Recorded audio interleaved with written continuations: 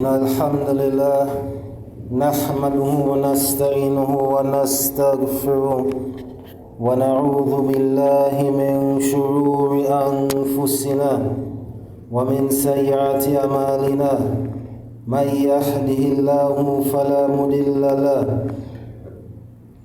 ومن يضلل فلا هادي له أشهد أن لا إله إلا الله وحده لا شريك له وأشهد أن محمدا عبده ورسوله يا أيها الذين آمنوا اتقوا الله حق تقاته ولا تموتن إلا وأنتم مسلمون يا أيها الناس اتقوا ربكم الذي خلقكم من نفس واحدة وخلق منها زوجها وبث منهما رجالا كثيرا ونساء واتقوا الله تساءلون به والأرحام إن الله كان عليكم رقيبا يا أيها الذين آمنوا اتقوا الله وقولوا قولا سديدا يصلح لكم أعمالكم ويغفر لكم ذنوبكم ومن يطع الله ورسوله فقد فاز فوزا عظيما أما بعد فإن أصدق الحديث كتاب الله وخير الحديث حديث محمد صلى الله عليه وسلم وشر الأمور محدثاتها وكل محدثة بدعة وكل بدعة ضلالة وكل ضلالة في النار ثم أما بعد. Allah mentions in many places in Al-Quran concerning the reality of Shaitan, and that is that Shaitan is our enemy. The devil, Iblis, he is our enemy. Allah mentions, O mankind, eat of that which is lawful and good on the earth, and follow not the footsteps of Shaitan. Verily he is to you an open enemy. Shaitan commands you only with that which is evil and fahsha, sinful, and that you should say against Allah what you know not. Allah also mentions, O you who believe, enter perfectly into Islam and follow not the footsteps of Shaitan. Verily he is to you a plain enemy. In Surah Al-Fatir, Allah mentions, surely Shaitan is an enemy to you, so take him, treat him as an enemy. He only invites his followers that they may become the dwellers of the blazing fire. So time and time again, and there are many more ayat where Allah mentions that Shaitan is our enemy. The devil is a plain, clear, open enemy. There is nothing hidden about his enmity, his hatred, his war against mankind. Shaitan is our enemy. Shaitan has been given respite until the day of judgment. We came and we met Shaitan here. And the reality is that we will die and Shaitan will still be here, because again he is given respite until the day of judgment. Many of the prophets and the messengers, they warned their people about Shaitan. All these prophets and messengers have died and gone, buried in their graves. Thousands of years have passed and Shaitan is roaming freely. The reality is that again he is our enemy. And if we know that someone is our enemy, we do not take them as a friend. We do not bring them close and be bosom buddies with them. Allah also mentions, do not follow in the footsteps of Shaitan, meaning when he comes with his whispers of evil, of sin, we do not follow him in that evil. And again, the reality is that he has been here thousands of years. Do you think that you have more knowledge than Shaitan? Do you think that you can outlive Shaitan? Shaitan is a plain enemy, and we should treat him as such. And when Allah and His Messenger sallallahu alaihi wasallam order us with an affair of Islam, the Shaitan will try again and again, time and time again and again, to lead us astray from the commands of Allah and the commands of the Messenger of Allah sallallahu alaihi wasallam. And likewise, when Allah and His Messenger sallallahu alaihi wasallam prohibit us from something, meaning that something is not permissible for us to do, the Shaitan, he will come to us time and time and time again, because he is given respect to the Day of Judgment, and he will try his best time and time again. He is relentless. He will not give up. He will come time and time again for us to disobey Allah and disobey the Messenger of Allah sallallahu alaihi wasallam. La ilaha illallah wahdahu la sharika lahu, lahul mulku wa lahul hamdu, yuhyi wa yumitu wa huwa ala kulli shay'in qadir.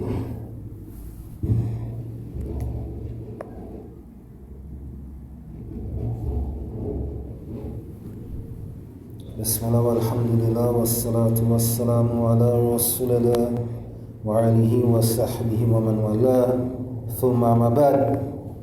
In Surah Al-A'raf, Allah mentions concerning when He created Adam alayhi salam, and He ordered for the angels and then Shaitan to prostrate to Adam alayhi salam, but he refused. And Allah asked him, why did you not prostrate? And Allah knows the answer. Allah knows everything. Nothing escapes the knowledge of Allah. But Allah asked him, why did you not prostrate? And here he is giving evidence against himself. And he mentioned, he is created from mud, I am created from fire. Showing here a type of racism, pride, and envy, jealousy. Pride, he had pride. And he was also jealous of the position of Adam alayhi salam, which led him to his misdemeanor, his evil. But Allah mentions to him, get you down from here. But then he asks Allah for respite until the Day of Judgment. And Allah is most merciful, most kind. And Allah could have dealt with him there, right there and then. But Allah showed mercy and granted him respite. But after that, Iblis said, he said, because you have sent me astray. And here he is blaming Allah. He is not blaming himself. What an evil being. Because you have sent me astray, surely I will sit and wait against them, meaning mankind. I will sit and wait against them on the straight path.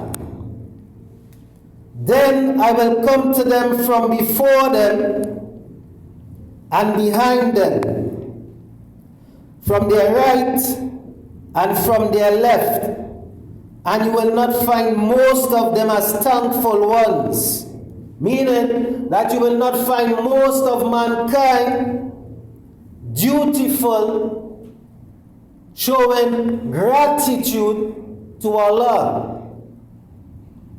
Ibn Abbas, one of the companions of the Messenger of Allah sallallahu alaihi wasallam, one of those who witnessed revelation to the Messenger of Allah sallallahu alaihi wasallam, a close companion of that of the Messenger of Allah sallallahu alaihi wasallam. He mentioned some tafsir concerning these ayat. And he mentioned, then I will come to them from before them and behind them, from their right and from their left. And Ibn Abbas mentioned he did not say that he will come from above them, because the mercy of Allah descends from above.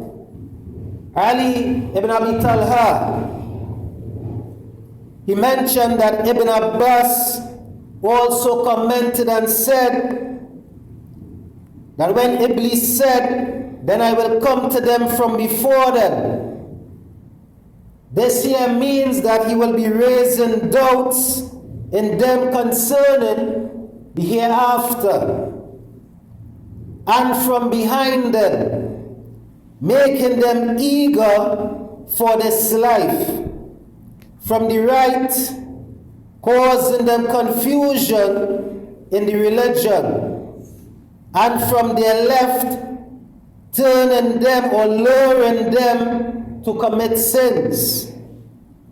This is meant to cover all the parts of good and evil. Shaitan discourages people away from the path of good and lures them to the path of evil. Shaitan is a liar. Shaitan is cunning, deceitful, and treacherous. Shaitan is not your friend. Shaitan is your enemy, and he will attack you again. He is not your friend, he is your enemy. And he mentioned that he will attack us from the front, from behind, from the right, and from the left. He will attack us any way he can. Shaitan will attack us from the front with doubts about our religion, wanting you to leave Islam. Shaitan will attack you from behind with the dunya, driving you and alluring you to seek after the dunya to the extent that you leave off your religion. Shaitan will attack you from the right side by diverting you away from good deeds and the remembrance of Allah, thus causing confusion in your religion. Shaitan will attack you from the left side by tempting you with sins and beautifying evil deeds. Shaitan is sitting on the straight path, so fear Allah and do not feel safe from the plots of Shaitan. Shaitan is our enemy, and we should treat him as an enemy. Do not follow in the footsteps of Shaitan. Barakallahu feekum. Subhanakallahumma bihamdika. Ashhadu an la ilaha illa anta astaghfiruka wa atubu ilayk. Hayakum Allah.